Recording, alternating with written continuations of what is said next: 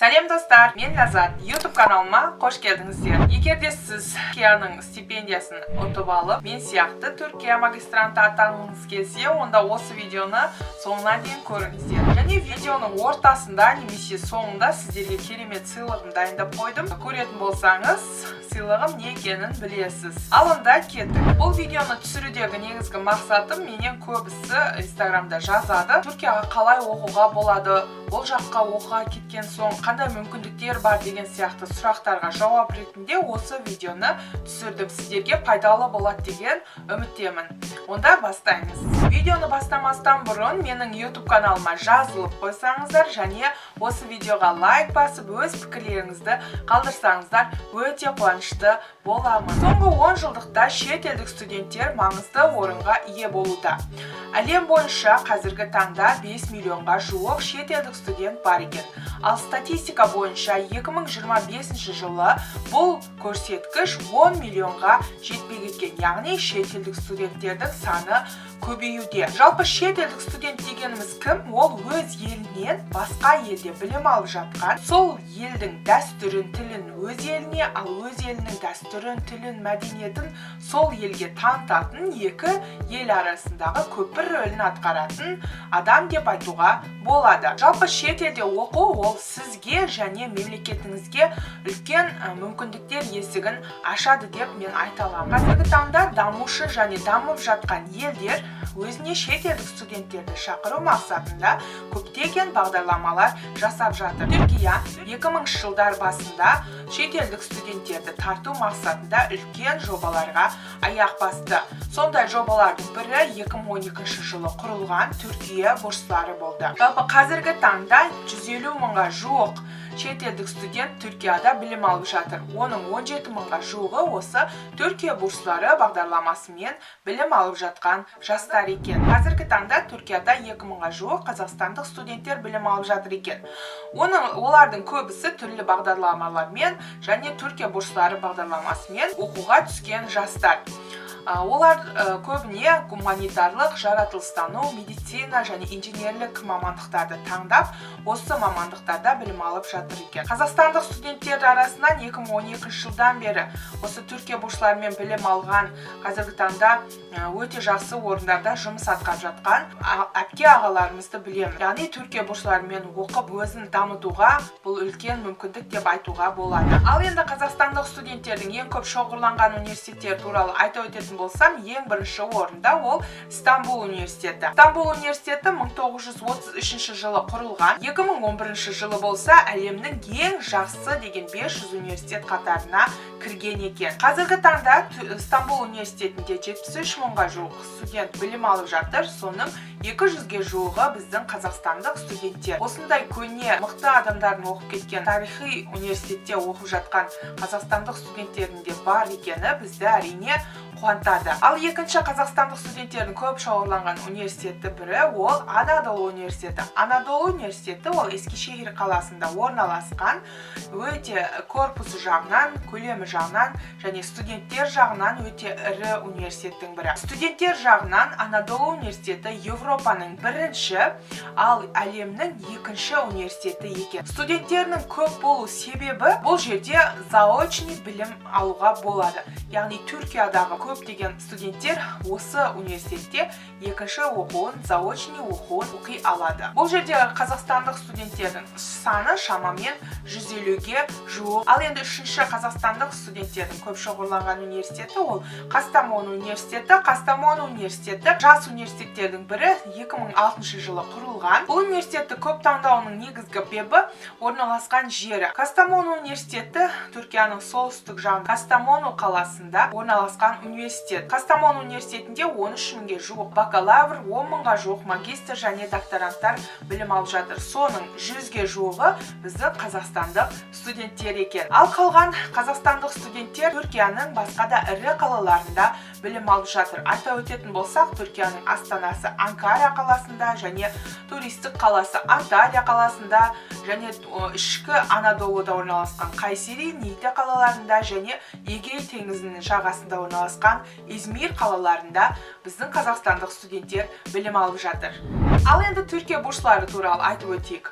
Жалпы Түркия бурслары дегеніміз не? Бурс дегеніміз ол стипендия дегенді білдіреді, яғни Түркия стипендиялары. Бұл Түркия стипендиялары тек қана стипендия беріп қана шектелмейді, ол ұшақ билетін, тегін оқу ақысын, медициналық сақтандыруға дейін студенттерді қамтамасыз етеді.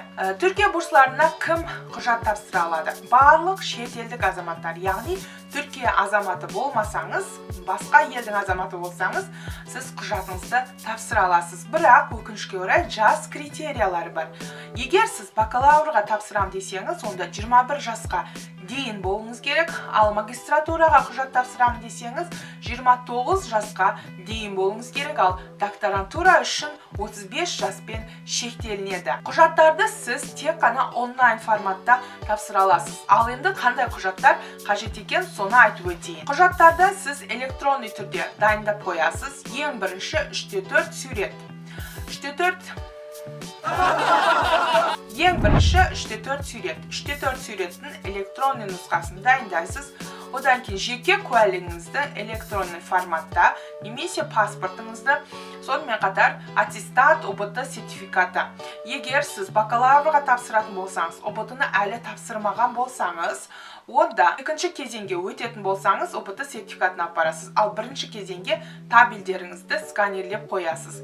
Ал егер магистратураға тапсыратын болсаңыз, бакалаврдың транскриптерін сканерлеп қоюыңыз қажет. Магистратураға тапсыратын болсаңыз, ОБТ сертификатын сұрайды. Және егер мақала, кітап жариялаған болсаңыз, осының электронный нұсқасын, сертификаттарын сканерлеуіңіз қажет. Және олимпиада, жарыстарға қатысқан болсаңыз, соның сертификаттарын қойсаңыз, сізге өзіңізге плюс болады. Сонымен қатар шет тілдерінен тапсырған қандай да бір сертификаттарыңыз болса, мысалы IELTS немесе TOEFL деген қандардың сертификаттары болса, тапсырсаңыз қажет. Бұны неге қажет? Себебі Түркияда кейбір университеттерде сабақ тек қана ағылшын тілінде болады. Сол үшін осы сертификаттарды сұрайды. Бұл да сізге плюс болады. Келесі ол ұсыныс хат. Ұсыныс хат дегеніміз не? Ол мысалы сіздің деканыңыз немесе сіздің профессор, мұғалімдеріңіз сізді ұсынады. Сізге ұсыныс хат жазады. Бұны қазақ тілінде жазуға болады. Және соңғысы ол ниет мектубы. Ниет мектубыны сіз ешқандай құжат дайындамайсыз, оны тек қана Word-қа жазып қойсаңыз болады. Ниет мектубының сұрақтары әр жыл сайын өзгеріп тұрады. 4-5 сұрақ қойылады. Ол жерде сұрақтарының дені, мысалы, ағылшын тілі мамандығын таңдайсыз, иә? Сіз ағылшын тілі мамандығын не үшін таңдайсыз? Ағылшын тілі мамандығында жазылған қандай ғылыми жобаларды білесіз? Оқуды бітіргеннен кейін ағылшын тілінен қандай жоба жазғыңыз келеді деген сияқты сұрақтар қойылады. Осы сұрақтарға нақты, анық жауап беруіңіз қажет. Сіз бірінші турдан онлайн түрде құжаттарды тапсырдыңыз, енді 1 немесе 2 ай күтесіз. Сізге почтаңызға хат келеді. Егер екінші турға өтетін болсаңыз, онда сіз Алматы немесе Нұр-Сұлтан қаласының біреуіне барып, 100-100 кездесуге шақырыласыз. 100-100 кездесу осы Түркия бурслары комиссиясы тарапынан құрылады. Түркиядан арнайы комиссия ұшып келіп, осы студенттермен кездеседі. Екінші турда сіз 100-100 кездесуге сұрақтар қояды, 2 немесе 3 сұрақ. Ол сұрақтардың таңдаған мамандықтарыңызға қарай сұрақтар қойылады. Бұл жерде айта өтетін нәрсе, бірінші турда құжат тапсыру турында сіз 12 университетті, 12 мамандықты таңдауыңызға болады. Бұл не деген сөз? Яғни, сіз егер бір мамандықтан критериясына дұрыс келмесеңіз, онда екінші мамандыққа түсіп кетуіңізге болады деген мүмкіндік. Мысалы, Қазақстанда ОБТ-да тапсырғаннан кейін конкурс өтіледі, иә?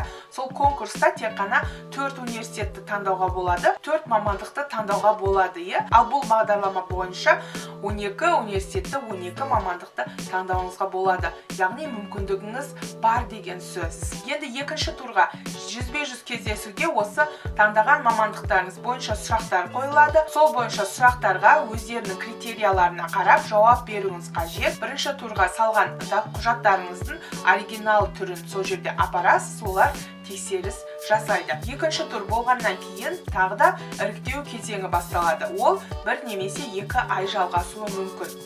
бір немесе 2 ай күтесіз. Күткеннен кейін почтаңызға сізді егер қабылдайтын болса, почтаңызға хат келеді. Құттықтадық деп. Сонымен қатар қасында ұшақ билеті жіберіледі. Сіз Түркияға шақырыласыз. Енді сіз 2 турдан өттіңіз, құжаттарыңыздың барлығы өтті, сізге ұшақ билеті жіберілді. Енді Түркияға барғаннан кейін сізді нелер күтіп тұр? Түркияда сіз тегін оқу, әр ай сайынғы стипендия және жатақхана, медициналық сақтандыру және 3 мезгілгі ас күтіп тұр. Егер сіз Түркияға барып түрік тілін білмейтін болсаңыз, онда сізге 1 жылдық тегін түрік тілі курсы оқытылады. Түрік тілі курсын оқу барысында сізге әр ай сайын стипендия беріліп отырады. Стипендия құны қанша деп қызығатын болсаңыз, онда менің сіздерге дайындап қойған сыйлығымды ішінен табуыңызға болады. Оны осы видеоның астында описанияға жазып қойғанмын. Сол жерден сілтемеге өтіп, менің сіздерге дайындап қойған кішкентай чек-листімді алып оқысаңыздар болады. Сол жерде осы Түркия бурстары туралы толық ақпаратты, қалай құжат тапсыру керек, қай сайтқа кіру керек, солардың барлығын жазып қойдым. Егер кітапшаны алған болсаңыз, онда менің Instagram парақшамды белгілеп, өздеріңіздің Instagram стористеріңізде мені белгілеп өтсеңіздер, алғашқы белгіленген 10 оқырманға мен тегін консультация беруге дайынмын. Айта өтетін тағы бір мәселе, осы уақытқа дейін мен 4 қазақстандық студентті грант жеңіп алуына көмектестім. Олар қазір Түркияда білім алып жатыр. Егер консультация керек болатын болса, осы видеоның астына немесе менің Instagram парақшама жазсаңыздар болады. Енді құжаттарды тапсыру уақыты туралы айта өтетін болсам, 2020 жылы қаңтар айында басталған, 1 ай жалғасады. Және Түркия бурстары сияқты бағдарлама бұл әлем бойынша өте аз. Себебі толыққанды стипендия беріп, жатақханамен қамтамасыз етіп, медициналық сақтандыруға дейін қамтамасыз ететін бағдарламалар өкінішке аз. Басқа елдерде де бар, бірақ олар тек қана стипендиясын беріп отырады. Ал Түркияның бұл мүмкіндігін сіз беріп алмауыңыз қажет деп ойлаймын. Яғни құжаттарды тапсыру тегін, тек қана 1 сағат, 2 сағатыңызды бөліп, осы Түркия бурсларына құжаттарыңызды тапсырып көрсеңіз болады. 2021 жылдың 1 турын мен өзімнің Instagram парақшамда шыққан кезде жариялайтын боламын. Сол үшін менің Instagram парақшамыма жазылып алыңыздар. Басқа да шет елдерде қандай мамандықтарда, қандай стипендиялармен оқуға болатындар туралы осы парақшамда және YouTube каналымда айтып отыратын боламыз. Тұратын сұрақтар болса, осы видеоның астына жазсаңыздар болады. Және менің каналыма подписация етіп, видеома лайк басып, Instagram парақшама жазылып қойсаңыздар, өте қуанышты боламын. Сонымен қатар қандай елдерде оқығыңыз келеді, немесе қандай тілдерді білгіңіз келеді, қандай кітаптар қажет, солар туралы да жазсаңыздар болады. Мен сіздерге, егер өзімде бар болса, сіздермен бөлісуге әрқашан дайынмын. Сіздермен келесі видеоларда көріскенше сау болыңыздар.